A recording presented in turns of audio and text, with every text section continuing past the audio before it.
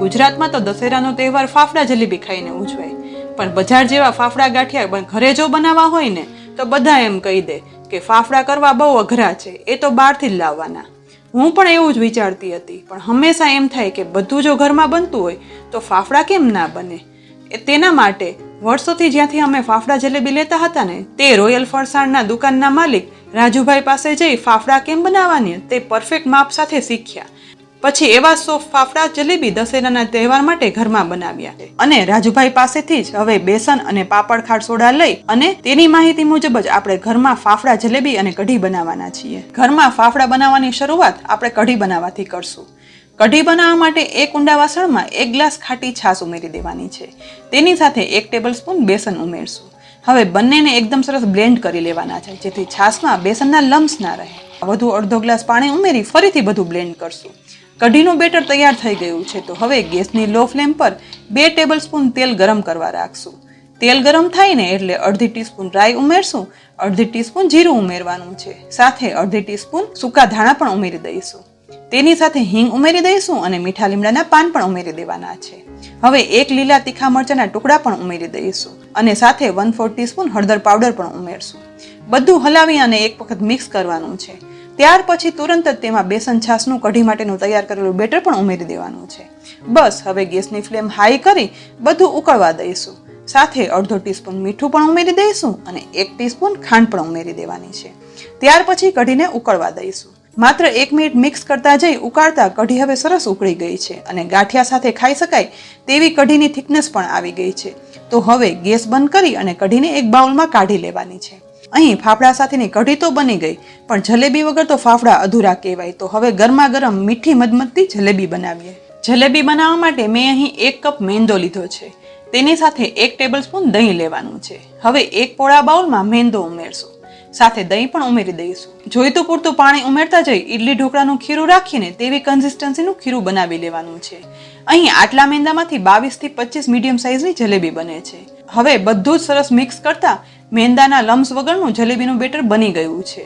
પણ આ બેટરને આથો લાવવાનો છે, માટે 1 રાત માટે એટલે અંદાજે 12 થી 15 કલાક માટે ઢાંકણ ઢાંકી આથો આવવા દઈશું.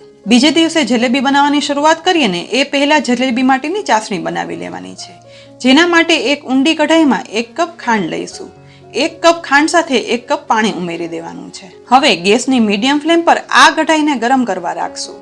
સતત મિક્સ કરતા જઈ પાણીમાં ખાંડ ઓગળવાની છે. માત્ર 1 જ મિનિટમાં સતત મિક્સ કરતા ખાંડ હવે ઓગળી ગઈ છે. તો હવે આ ચાસણીને ઉકાળવાની છે, માટે ઉકળતી ચાસણીને વચ્ચે વચ્ચે થોડું મિક્સ કરતા જઈશું. અહીં જલેબી માટે 1 તારથી સહેજ ઓછી એવી ચાસણી બનાવવાની છે. ચાસણી ઉકળતા આશરે 3 મિનિટ જેવો સમય થઈ ગયો છે. તો ઉકળતી ચાસણીમાંથી 1 ડ્રોપ કાચની ડીશમાં લઈશું. ડ્રોપ ઠંડુ થાય ને એટલે અંગૂઠા અને આંગળી વડે લઈ તેનો તાર ચેક કરવાનો છે. અહીં 1 તાર બની અને તૂટી રહ્યો છે. બસ જલેબી માટે જોઈએ તેવી પરફેક્ટ ચાસણી તૈયાર છે. તો હવે ગેસની ફ્લેમ બંધ કરી દેવાની છે. ચાસણી ગરમ જ છે ને ત્યાં તેમાં 8 થી 10 તાતણા કેસરના ઉમેરવાના છે. સાથે 1/4 પીસ લીંબુનો રસ ઉમેરશું. લીંબુનો રસ ઉમેરવાથી ચાસણી આવી જ રહેશે અને ફરી જામી નહીં જાય. હવે ચાસણીને સાઈડમાં રાખી દઈશું. અહીં અંદાજે 12 થી 13 કલાક આથો આવ્યા પછી જલેબીનું બેટર તૈયાર થઈ ગયું છે. ઢાંકણ ખોલતા જ બેટરમાં એર બબલ જોઈ શકાય છે અને એકદમ સરસ મિક્સ કરતા તે થોડું એવું પતલું પણ થયું છે. તો હવે તેમાં 1 ટેબલસ્પૂન બેસન ઉમેરી દેવાનું છે. સાથે 1/8 ટીસ્પૂન બેકિંગ સોડા પણ ઉમેરશું. મેંદામાં બેસન ઉમેરતા જલેબી બન્યા પછી ક્રિસ્પી બને છે અને ઠંડી થયા પછી પણ સોફ્ટ ના પડતા થોડી ક્રિસ્પી રહે છે. હવે ફરી એકદમ સરસ બધું મિક્સ કરશું, જેથી બેસન મેંદામાં ભળી જાય અને ક્યાંય પણ લમ્સ પણ ના રહે. બેટર એકદમ સરસ તૈયાર થઈ ગયું છે. તો હવે તેમાં થોડો એવો યલો કે ઓરેન્જ ફૂડ કલર ઉમેરી દેવાનો છે, જેથી આ જલેબીનો એકદમ સરસ યલો ઓરેન્જ કલર આવે. બેટરમાં કલર એકદમ સરસ મિક્સ થઈ ગયો છે. તો હવે અહીં મેં સોસ ભરવા માટેની બોટલ આવે છે ને તે લીધી છે. તેમાં આ રીતે બેટર ભરવાનું છે, જેથી તેમાંથી જલેબી પાડી શકીએ. અહીં મેં લગભગ 3/4 સુધીની આ બોટલમાં બેટર ભરી લીધું છે. ત્યાર પછી તેનું ઢાંકણ ઢાંકી દઈશું.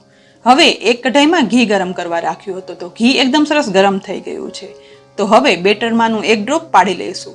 બેટરનું ડ્રોપ પાડતા તુરંત તળાઈ અને ઉપર આવી જાય છે, એટલે હવે ગેસની ફ્લેમ છે તે સાવ લો કરી દેવાની છે. ત્યાર પછી ઘી એકદમ ગરમ નહીં પણ લો ફ્લેમ પર ગરમ હોય ને તેવા ઘીમાં હવે બોટલમાંથી આ રીતે જલેબી પાડવાની શરૂઆત કરવાની છે. જો ઘીમાં જલેબી ના તળવી હોય ને તો વનસ્પતિ ઘી કે ઘરમાં ઉપયોગમાં લેતા તેલમાં પણ જલેબી તળી શકાય છે. જલેબી જુઓ સરસ પડી રહી છે અને તળાતા ફૂલી અને ઉપર પણ આવવા માંડી છે. જલેબી તળાય અને ઉપર આવવા લાગે ને એટલે એક પછી એક જલેબીની સાઈડ ચેન્જ કરી લઈશું અને એને એકદમ લો ફ્લેમ પર રાખતા જલેબીને તળવાની છે, જેથી તે ઉપરથી ક્રિસ્પી અને અંદરથી સોફ્ટ થાય. 2 થી 3 મિનિટ તળાતા જલેબી સરસ ક્રિસ્પી તળાઈ ગઈ છે. તો હવે જલેબીને તેલમાંથી બહાર કાઢી લઈશું અને એકદમ નિતારી હવે તેને કેસરયુક્ત ચાસણીમાં ઉમેરી દેવાની છે. ત્યાર પછી ચાસણીમાં જલેબીની સાઈડ ચેન્જ કરી હલાવશું, જેથી જલેબી ચાસણી શોષી લે. બીજી સાઈડ ગરમ ઘીમાં વધારે જલેબી પાડી લેવાની છે અને બીજી સાઈડ ચાસણીમાં ડૂબાડેલી જલેબીને 4 થી 5 મિનિટ થઈ ગઈ છે તો તેને ચાસણીમાંથી નિતારી અને કાઢી લઈશું અને એક ડીશમાં રાખી અને ગોઠવી લઈશું. અહીં જુઓ એકદમ સુગંધીદાર કેસરયુક્ત મીઠી મધમધતી જલેબી બની અને તૈયાર થઈ રહી છે ને જલેબી બનાવવી એકદમ સરળ. હવે આ જ રીતે બધી જલેબી બનાવી અને તૈયાર કરી લેવાની છે. અહીં એક ડીશ ભરી અને મીઠી મધમધતી જલેબી તૈયાર થઈ ગઈ છે. તો હવે પરફેક્ટ મેઝરમેન્ટ સાથે ફાફડા ગાંઠિયા એકદમ સરળ રીતે બનાવીએ. ફાફડા ગાંઠિયા બનાવવા માટે મેં અહીં બધી વસ્તુનું પરફેક્ટ માપ લેવા માટે વજન કાંટાનો ઉપયોગ કર્યો છે. બાઉલનો વજન ટેર કર્યા પછી મેં અહીં ફરસાણની દુકાનેથી લાવેલો બેસન ચાળી અને 250 ગ્રામ લીધો છે. હવે આ 250 ગ્રામ બેસનને એક પોળા વાસણમાં કાઢી લઈશું. ત્યાર પછી એક પ્લાસ્ટિકના પેપરને વજન કાંટા પર રાખી આપણે 2 ગ્રામ પાપડ ખાર સોડા લેવાનો છે. અહીં કિલો બેસન અને 8 ગ્રામ સોડા પ્રમાણે 250 ગ્રામ લોટમાં 2 ગ્રામ પાપડ ખાર લેવાનો છે. હવે આ સોડાને લોટમાં ઉમેરશું. ફરીથી પ્લાસ્ટિક પેપરને બેલેન્સ પર રાખી 6 ગ્રામ મીઠું લઈશું. 1 કિલોએ 25 ગ્રામ મીઠા પ્રમાણે અહીં 250 ગ્રામે બેસનમાં 6 ગ્રામ મીઠું જોઈશે. મીઠાને હવે આપણે બેસનમાં ઉમેરી દઈશું. ત્યાર પછી તેલ માટે 1 વાટકીનું વજન કરશું. વજનને ટેર કરી 25 ગ્રામ તેલ લઈશું. 1 કિલોએ 100 ગ્રામ પ્રમાણે 250 ગ્રામે 25 ગ્રામ તેલ લેવાનું છે. આ તેલ હવે બેસનમાં ઉમેરી દેવાનું છે. હવે અડધી ચમચી એટલે કે 5 ગ્રામ જેટલો અજમો ઉમેરી દેવાનો છે. મેં અહીં 1 કપ પાણી લીધું છે. તેમાંથી જોઈતું પૂરતું પાણી ઉમેરતા જઈને ફાફડા માટેનો લોટ બાંધતો જવાનો છે. અહીં પાણી છે તે જોઈતું પૂરતું જ ઉમેરતા જવાનું અને લોટ બાંધતો જવાનું, કારણ કે જરા પણ વધારે પાણી ઉમેરાઈ જશે ને તો લોટ એકદમ સોફ્ટ થઈ જશે. બેસનમાં પાણી ઉમેરતા જઈને ચીકાશ પણ ખૂબ જ પકડે છે, પણ ધીરે ધીરે મસળતા જઈ બધો લોટ મિક્સ કરી લોહો બનાવી લેવાનો છે અને અંદાજે 2 થી 3 મિનિટ લોટને મસળવાનો છે. લોટ બાંધ્યા પછી આ રીતે હાથમાંથી છરી વડે ચીપકેલો લોટ પણ કાઢી લેવાનો છે અને ત્યાર પછી થોડું એવું તેલ ઉમેરી લોટને એકદમ સરસ મસળી લેવાનો. જુઓ લોટ મસળાઈને કલરમાં ઉજળો પણ થયો છે અને લુવા જેવો બંધાઈ ગયો છે. અહીં આટલો લોટ બાંધવામાં મેં 1 કપ પાણી લીધું હતું, તેમાંથી અડધો કપ જ પાણી વાપર્યું છે. હવે ફાફડા વણવા માટે પાટલો લીધો છે. અહીં પાટલાની લંબાઈ 16 ઇંચ એટલે કે 41 સેમી છે. આટલો લાંબો પાટલો હશે ને તો ફાફડા એકદમ સરસ લાંબા બનશે અને આ પાટલાની પહોળાઈ 9 ઇંચ એટલે કે 23 સેન્ટીમીટર જેવી છે. હવે ફાફડા બનાવતા પહેલા થોડું એવું તેલ લાકડાના પાટલા પર ઉમેરી અને એકદમ સરસ લગાવી લેવાનું છે. અહીં તેલ એટલું વધારે પણ નહીં ઉમેરવાનું કે ગાંઠિયાનો લોટ છે તેના પર ચીપકે નહીં અને લસરી જાય. બસ લાકડાની સરફેસ એકદમ કોરી ના રહેતા થોડી એવી ઓઇલી થાય ને તેટલું જ તેલ લગાડવાનું. સાથે ફાફડા પાટલા પરથી ઉખડવા માટે આવું પટ્ટી ચપ્પુ લેવાનું છે. એકદમ પાતળી એક સરખી બ્લેડવાળા ચપ્પુથી જ ફાફડા એક સરખા ઉખડે છે. હવે ગેસની લો ફ્લેમ પર તેલ ગરમ કરવા રાખી દીધું છે. તો ગાંઠિયાના લોટમાંથી એક નાનો લુઓ પાટલા પર લઈ આ રીતે હથેળીના કાંડા એટલે કે વ્રીજ સાઈડથી પ્રેસ કરી પાટલા પર લોટમાંથી આ રીતે ફાફડા બનાવ્યા છે. લોટને પ્રેસ કરતા સમયે કાંડાથી એક સરખું જોર છેક સુધી આપવાનું છે, જેથી એકદમ પતલા ફાફડા પાટલા પર ફેલાય. હવે એક ફાફડો તૈયાર થઈ ગયો છે તો તેને એક સાઈડથી પટ્ટી ચપ્પુ વડે તુરંત જ અટક્યા વગર આ રીતે ફાફડો ઉખાડી લેવાનો છે. પછી હળવે હાથે ઉચકી તુરંત જ લો ફ્લેમ પર ગરમ થતા તેલમાં તળવા માટે આ ફાફડો ઉમેરી દેવાનો છે. આ બધું કરવામાં જરા પણ સમય નથી બગાડવાનો, નહીં તો બનાવેલો ફાફડો તુરંત જ તૂટી જાય છે. આ રીતે બીજો ફાફડો પણ બનાવશું. શરૂઆતમાં કદાચ 1-2 ફાફડા હથેળીથી પ્રેસ કરી બનાવતા ના પણ ફાવે અથવા તો તૂટી પણ જાય, પણ ધીમે ધીમે તુરંત જ ફાફડા બનાવતા ફાવી જાય છે અને એટલું બધું જોર પણ નથી લગાડવું પડતું. અને ખરું કહું ને તો મેં બધા ગાંઠિયા ઘરે બનાવ્યા છે, પણ પહેલી વખત જ આ ફાફડા બનાવ્યા અને તમે જોઈ શકો કે પહેલી જ ટ્રાયમાં કેટલા ઉજળા, પતલા અને સોફ્ટ ફાફડા બન્યા છે. બીજી સાઈડ ગેસની લો ફ્લેમ પર ફાફડા તળાવા લાગ્યા છે. માત્ર 2 થી 3 મિનિટમાં જ ફાફડાની સાઈડ ચેન્જ કરી તળાતા સરસ તળાઈ ગયા છે. તો હવે તેને એક ડીશમાં કાઢી લેવાના છે. જુઓ બજારમાં મળતા હોય તેવા જ એકદમ ઉજળા સોફ્ટ ફાફડા બની ગયા છે. તો અહીં એક વાટકીમાં મેં હિંગ અને મરી પાવડર મિક્સ કર્યા છે. હવે ગરમા ગરમ ફાફડા પર આ હિંગ અને મરીનું મિક્સ સ્પ્રેડ કરી દેવાનું. તો તમે પણ દશેરાના તહેવાર પર આ રીતે એકદમ સરળતાથી ફાફડા ઘરે જ બનાવી શકો છો. અહીં બની ગયેલા ફાફડાનું વજન કરતા 250 ગ્રામ લોટમાંથી 400 ગ્રામ ઉપર ફાફડા બન્યા છે. તો ફ્રેન્ડ્સ, દશેરાના આ તહેવાર પર તમારા વ્યુઅર્સની ડિમાન્ડ પર જ ફાફડા જલેબી ઘરે બનાવવાની સરળ રીતનો વિડીયો મેં બનાવ્યો છે. તો આ જ રીતે ફાફડા જલેબી કઢી ઘરે જરૂરથી બનાવજો અને દશેરાના તહેવારમાં તમારા ફેમિલી મેમ્બરને ખવડાવજો.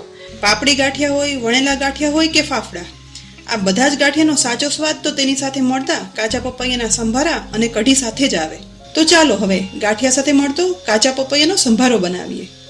પપૈયાનો સંભારો બનાવવા માટે એક કાચું પપૈયું લઈશું. અહીં મેં 300 ગ્રામના પપૈયામાંથી અડધું પપૈયું ઉપયોગમાં લીધું છે. હવે પપૈયાના અંદરના બીજ દૂર કરીશું. બીજ કાઢ્યા પછી કાચા પપૈયાની છાલ ઉખાડી લઈશું. હવે પપૈયાની છાલ નીકળી ગઈ છે, તો હવે મીડિયમ ખમણ કરવાની ખમણી લઈશું અને આ રીતે પપૈયાનું ખમણ કરીશું. હવે કાચા સંભારા માટે જોઈએ તેવું મીડિયમ સાઇઝનું પપૈયાનું ખમણ બની ગયું છે. તો હવે આ સંભારામાં મસાલો કરશું. જેના માટે આ કાચા સંભારામાં એકદમ હળદરનો માઇલ્ડ કલર જોઈએ છે, માટે એકદમ થોડી એવી જ, એટલે કે અંગૂઠા અને આંગળી વચ્ચે આવે તેટલી જ હળદર પાવડર ઉમેરશું. સાથે જ 1 ચમચી લાલ મરચું પાવડર ઉમેરશું, સ્વાદ મુજબ મીઠું ઉમેરશું અને 1 ચમચી ખાંડ ઉમેરી દઈશું. ત્યારબાદ અડધા લીંબુનો રસ ઉમેરી દઈશું અને છેલ્લે થોડી એવી સમારેલી કોથમીર ઉમેરી બધું આ રીતે હાથ વડે મિક્સ કરશું. કારણ કે હાથ વડે મિક્સ કરતાં ખમણ કરેલા કાચા પપૈયા સાથે બધા જ મસાલા એકદમ સરસ ભળી જાય છે. ખટાશ, ગળાશ અને તીખાશના આ ચડિયાતા સ્વાદ સાથે કાચા પપૈયાનો સંભારો ગાંઠિયા સાથે ખૂબ જ સરસ કોમ્બિનેશન બનાવે છે. હવે જુઓ, માઇલ્ડ હળદર પાવડર ઉમેરતા કલરમાં એકદમ બ્રાઇટ બનતો પપૈયાનો કાચો સંભારો બની ગયો છે. તો હવે આ સંભારો સર્વિંગ બાઉલમાં કાઢી લઈશું.